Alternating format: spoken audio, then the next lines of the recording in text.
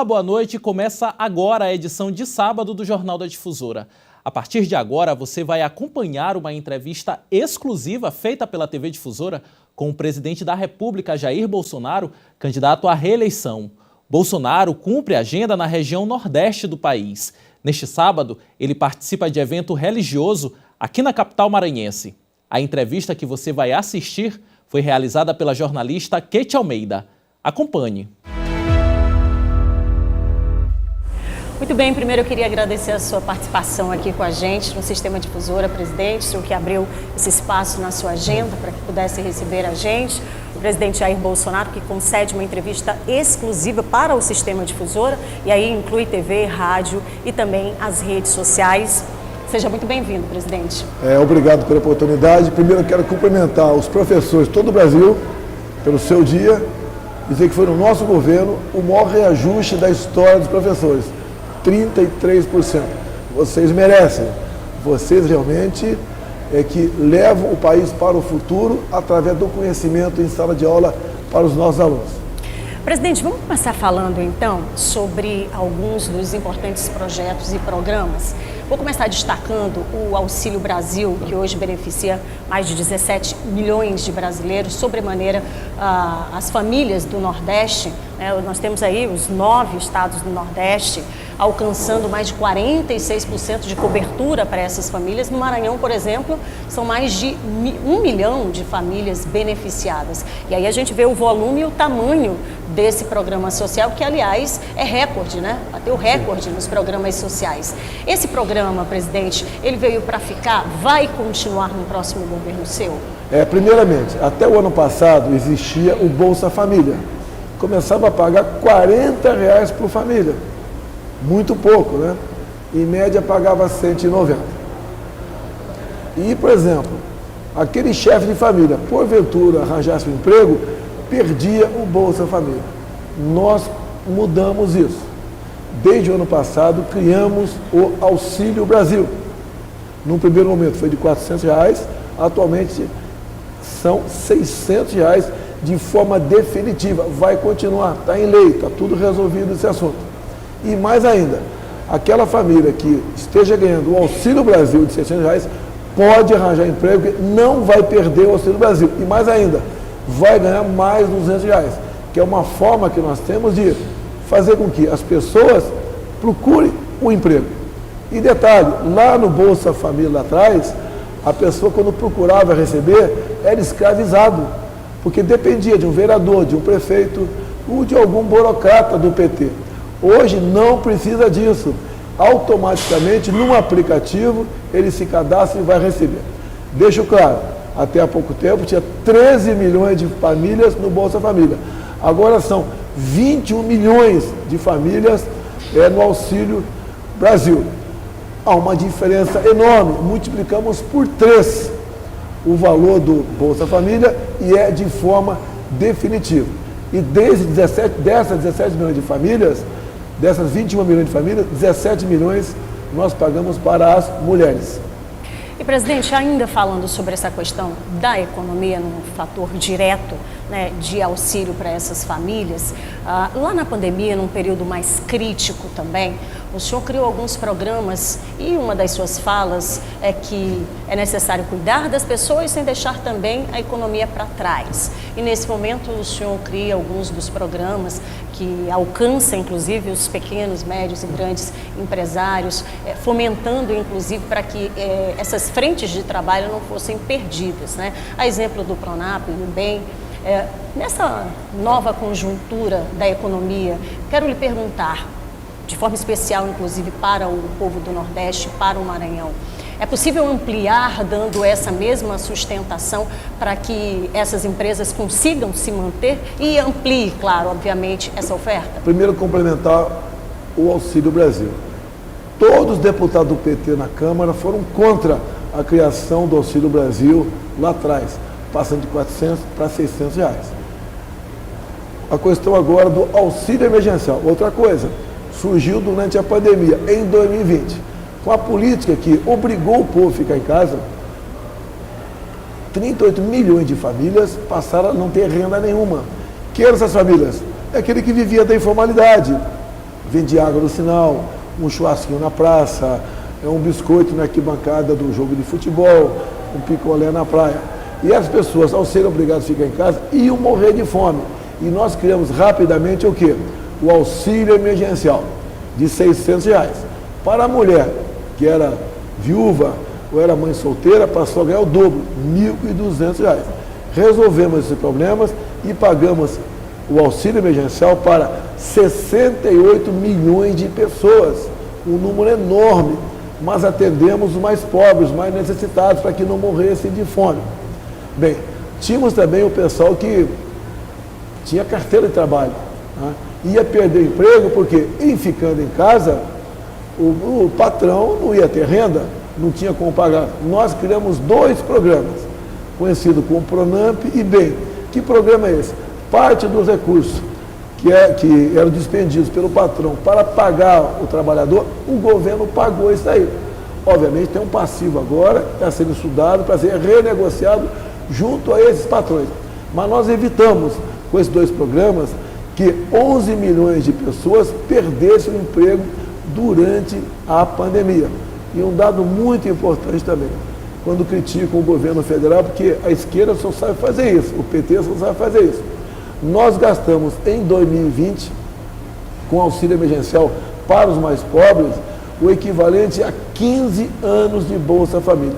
E terminamos, então, voltando à questão do emprego em 2020, terminamos 2020 sem perda no número de pessoas com carteira assinada.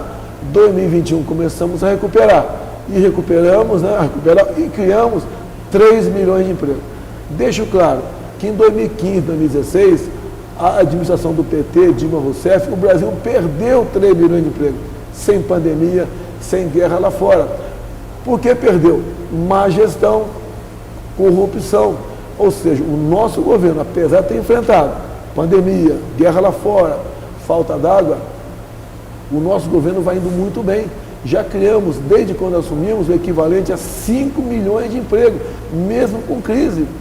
Os números da economia, que mostra se o povo está trabalhando, está produzindo bem esse serviço, chama-se PIB, demonstra mês a mês que o Brasil vai indo muito bem. É um dos melhores países do mundo no tocante ao produto interno bruto. E também é um dos melhores países do mundo no tocante à empregabilidade. Os empregos, nos últimos meses, têm sido criados a um número, no mínimo, 250 mil por mês. Ou seja, o Brasil está indo muito bem. Sem falar um outro assunto muito importante. Olha o preço dos combustíveis. Estavam nas alturas em todo o mundo. No Brasil caiu e muito, caiu quase a metade. Ou seja, tudo isso são boas notícias que revertem, em benefício da população. E detalhe, o combustível baixou de preço, não foi ação na Petrobras, como se fazia no passado. Foi diminuindo impostos. Eu deixei de cobrar imposto federal. Nós botamos um limite nos postos estaduais. Ou seja, a gasolina caiu de preço porque nós diminuímos impostos. Isso foi definido por lei. Vai ser definitivo isso aí. Quem está falando que vai acabar depois das eleições está mentindo. Agora, presidente, o senhor falava agora há pouco sobre a Petrobras, Eu recordo que lá em 2010, no Maranhão, obviamente, o senhor não estava presidente, mas lá em 2010 foi prometido, inclusive, um investimento na ordem de quase 3 bilhões de reais para a criação, para a implantação de uma refinaria. Seria a chamada refinaria Premium, A época geraria ali 25 mil empregos diretos e indiretos, o que teria um desenvolvimento, tanto desse polo econômico como industrial do Estado. Mas só que nada disso foi concretizado, ficou tudo no papel. Inclusive, o próprio ex-presidente Lula esteve, à época, prometendo concluir, ainda presidente, mas ficou também só na promessa e quem realmente acumulou tantos prejuízos foram os pequenos, médios e grandes empresários que até hoje bancam esse prejuízo que é incontável. Existe uma possibilidade, portanto, já que é lá em Bacabeira, norte do Maranhão, um empreendimento que geraria e poderia potencialmente alavancar essa economia. É possível, na sua próxima gestão, finalizar esse projeto? É possível, está em andamento e não é fácil. O governo Lula, PT, prometeu 3 refinarias, uma no Maranhão, uma em Pernambuco, no Rio de Janeiro. Começou a fazer, não concluiu nenhuma.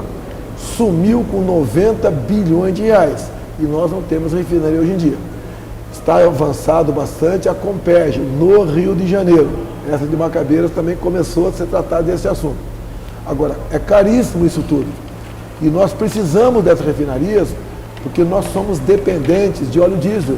Nós temos petróleo em abundância, somos autossuficientes e não em refino. E, obviamente, em função disso, nós somos obrigados a importar óleo diesel. A que preço? Ao preço lá de fora. Por isso o diesel está caro no Brasil. Eu zerei o imposto federal do diesel. Os governadores nada falaram sobre o ICMS do diesel. A gente espera que, sei que é doloroso, os governadores perdem receita, mas nós temos que deixar a nossa economia sadia. Essas refinarias estão sendo implementadas por nós. Você pode ver, lá no Rio de Janeiro, a Comperj, né, região de Itaboraí, virou uma cidade fantasma. Muita gente investiu esperando a refinaria entrar em funcionamento alguns anos depois. Simplesmente virou um grande deserto, uma grande sucata. E essas pessoas mais humildes, muitas, investiram em imóveis, em lanchonete, em pequenos restaurantes, em pequenos hotéis, e não foi para frente. É uma perda fantástica para essas pessoas. Elas jamais podiam esperar isso daí. O governo federal vem colaborando para que essa refinaria saia do papel de fato. E não é fácil, porque não é dinheiro do governo federal, é dinheiro da iniciativa privada. Iniciativa privada sempre vê, quando concluir, se vai ser lucrativo ou não aquele empreendimento. Mas temos feito, sim, Macabeira, e especial também lá no Rio de Janeiro. Inclusive, o senhor vem, né, nessa gestão agora, concluindo algumas obras, alguns grandes empreendimentos que foram iniciados. A exemplo, inclusive, agora, no passado, o senhor concluiu, né, a transposição, a última etapa física da transposição do Rio São Francisco, né? O São Francisco começou, na verdade, com Dom Pedro, essa obra, né? E depois, efetivamente, começou no governo Lula, não vou negar isso daí. Mas o que aconteceu? Foi um mar de desvio de dinheiro, só corrupção. E ele vinha prometendo, ano a ano, terminar. A última promessa do Lula já estava fora do governo. Falou, em 2012, era Dilma, vai concluir. Não concluiu. Tá?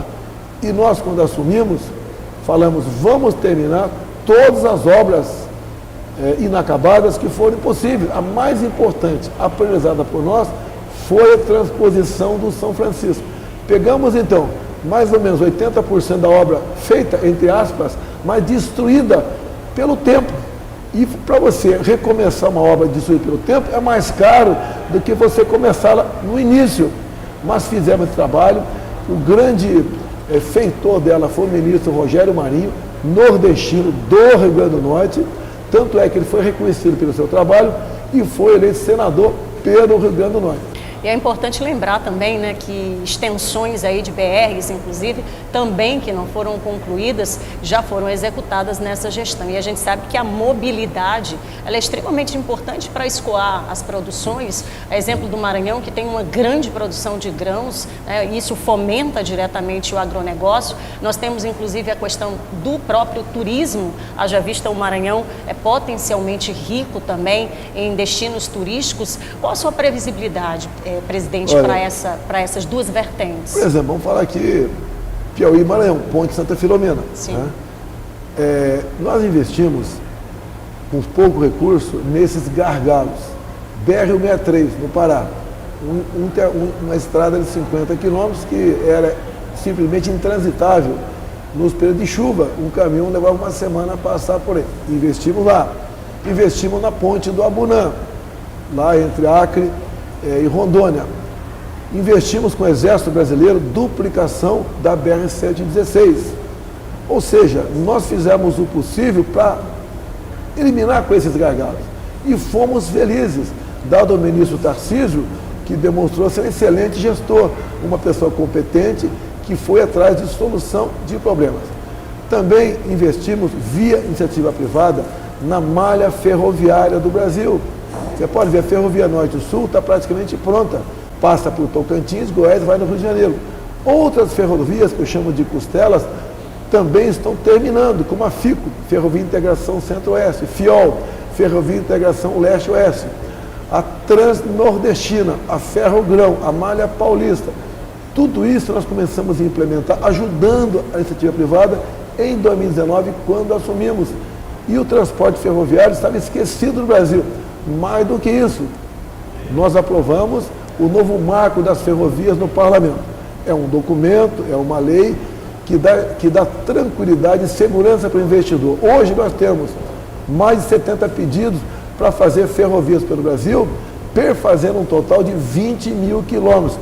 Parte disso virá para o turismo e transporte de pessoas. Ou seja, são coisas que não se esperava que fosse acontecer, nunca se deu bola para isso. Era o Brasil da corrupção, do desvio, da enganação e das obras inacabadas. Nós mudamos tudo isso. Isso afeta de forma positiva o Brasil todo. Na sua gestão como um todo, o senhor tem voltado o olhar para a região Nordeste, né?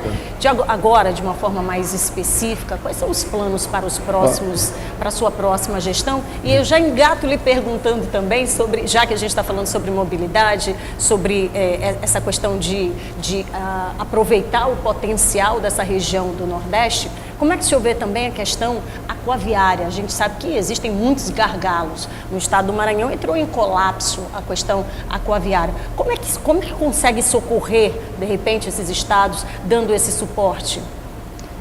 Olha, o mais importante para o Nordeste não é por acaso. Eu digo que o Brasil é terra prometida. Eu tenho falado que o Brasil é um paraíso. Tá? Por exemplo, estudos nós fizemos na costa do Brasil. São 8.500 quilômetros. Fomos para o Nordeste. É a melhor região do mundo para você colocar os cataventos ali, chamadas eólicas, para a geração de energia.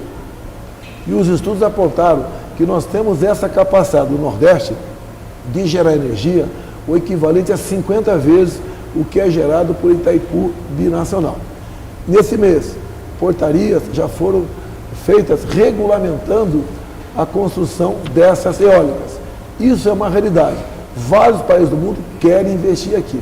O Nordeste será o maior gerador de energia limpa do mundo, inclusive para exportação, chamado hidrogênio verde. Com essa energia também aqui ao nosso lado, nós reindustrializaremos o nosso Nordeste.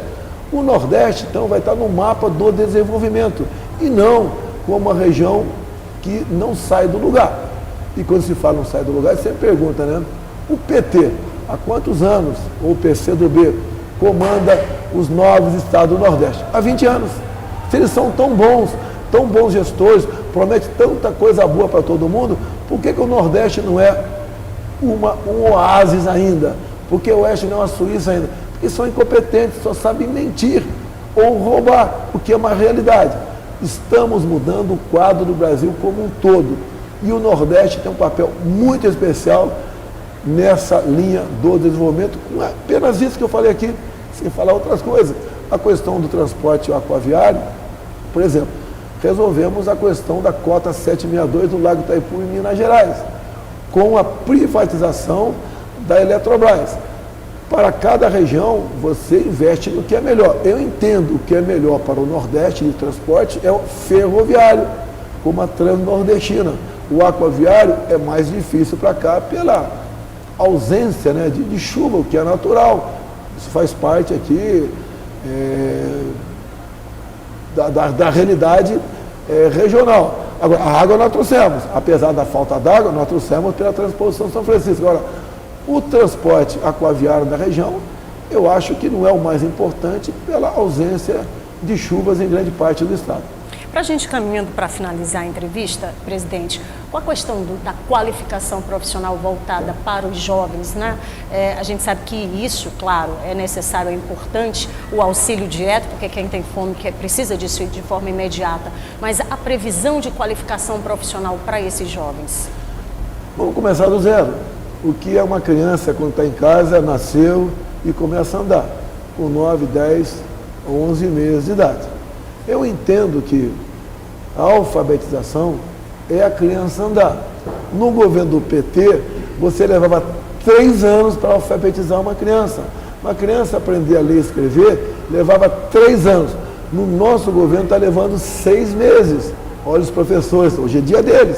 Tem um aplicativo lá no Ministério da Educação chamado grafogame é num telefone celular, que você não gasta crédito no telefone, e você, por exemplo, aperta, a criança vê a letra A, aperta A, vê um som A, né? Vê o som B, e depois tem no outro programinha na frente as sílabas.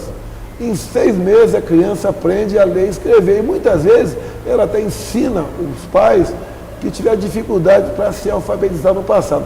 Isso é o início do aprendizado. Você antecipa em 2 anos e meio o início do aprendizado. Uma grande ação nossa que já é realidade. Questão de emprego. Muitas vezes o jovem fala, olha, eu não tenho experiência, eu não sou contratado. Ele tem razão.